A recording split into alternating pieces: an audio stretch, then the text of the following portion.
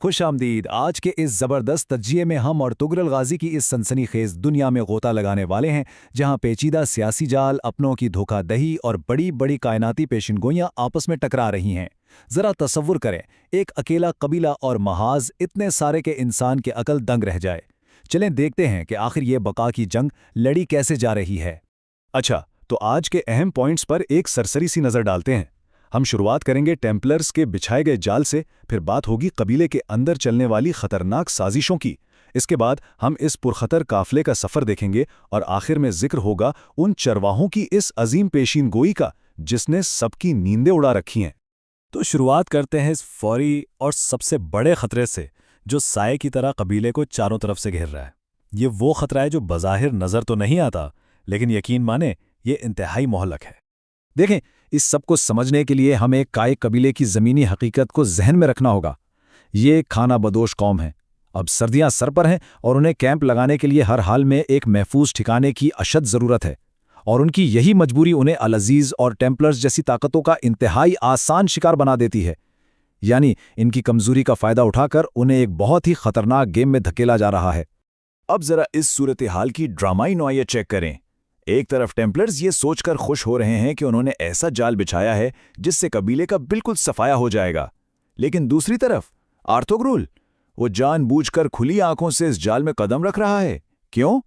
क्योंकि उसका मानना है कि दुश्मन का खौफ ही उसके लोगों को चौकन्ना और होशियार रख सकता है ना? कमाल की बात, दोनों के सोचने का जाविया बिल्कुल ही मुख्तलिफ है।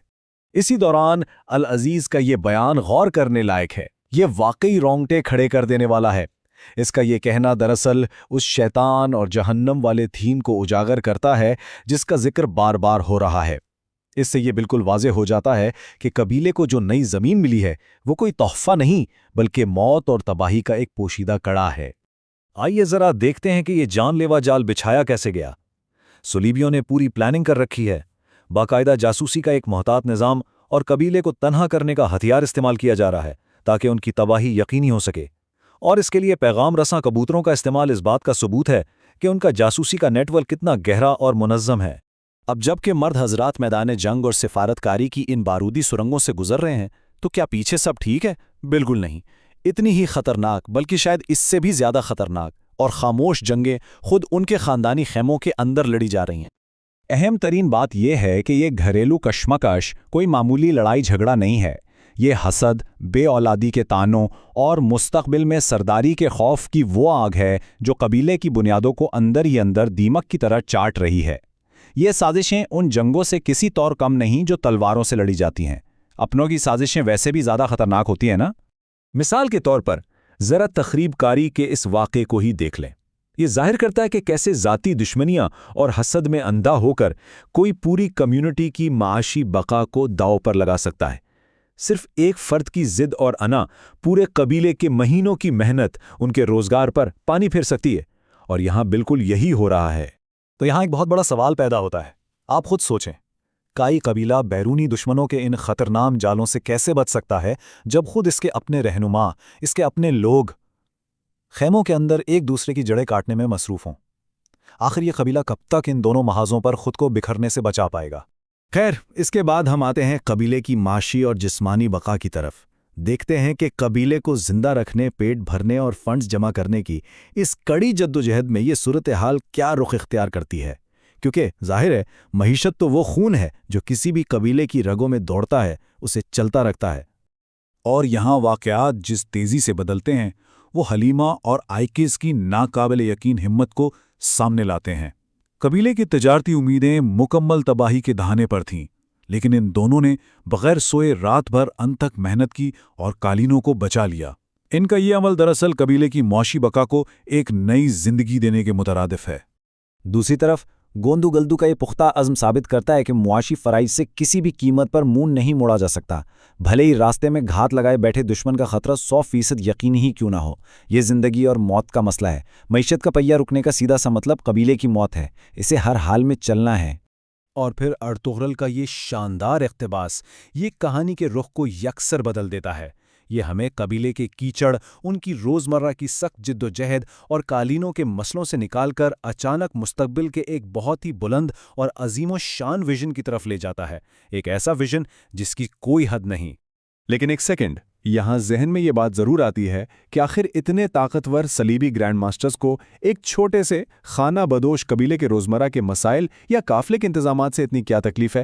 اتنا بڑا اور خوفناک دشمن ایک بظاہر کمزور سے قبیلے سے کیوں خائف ہے؟ اس کے پیچھے یقیناً کوئی بہت بڑی وجہ ہے، اور وہ وجہ ہمیں اس آخری حصے میں ملتی ہے جو اس پورے تنازع کو زمین کے ایک چھوٹے سے ٹکڑے کے جھگڑے سے اٹھا کر براہ راست تاریخی تقدیر اور مستقبل کی ایک بہت بڑی جنگ میں بدل دیتا ہے۔ ابن عربی کی اس خاص پیشینگوئی کو سمجھنا انتہائی ضروری ہے، کیونکہ میرے دوستو، یہی وہ اصل وجہ ہے جس نے صلیبی نائٹس کی نیندیں حرام کر رکھی ہیں۔ وہ اس بظاہر غیر اہم اور بے سر و سامان خانہ بدوش گروہ سے اسی لیے خوفزدہ ہیں کہ وہ آنے والے کل کے اس طوفان کو آج ہی دیکھ رہے ہیں جو انہیں بہا لے جائے گا۔ یہاں آپ کو ایک زبردست قسم کا تضاد دیکھنے کو ملے گا، ذرا غور کریں۔ ایک طرف گرینڈ ماسٹر پیٹروچیو ہے جس پر خوف اور دہشت سوار ہے، اور دوسری طرف اس کا مذہب تبدیل کرنے والا بھائی عمر ہے جو مکمل طور پر پرسکون اور ایمان سے بھرا ہوا ہے۔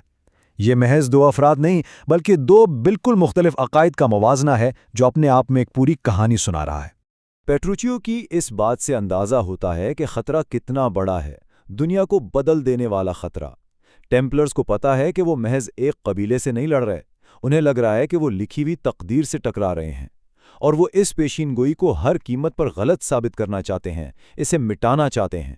اب ذرا واپس زمینی حقائق پر آئیں۔ ارطغرل و ارطغرل اس نئی نام نہاد جنت جیسی زرخیز زمین پر پہنچ تو گئے ہیں، لیکن ہمارے ان ہیروز کو فوراً احساس ہو جاتا ہے کہ شیطان واقعی ہر جگہ موجود ہے۔ وہ بڑی مہارت سے اور منظم طریقے سے اپنے لیے بچھائے گئے موت کے اس جال کو خود اپنے ہاتھوں بے نقاب کر رہے ہیں۔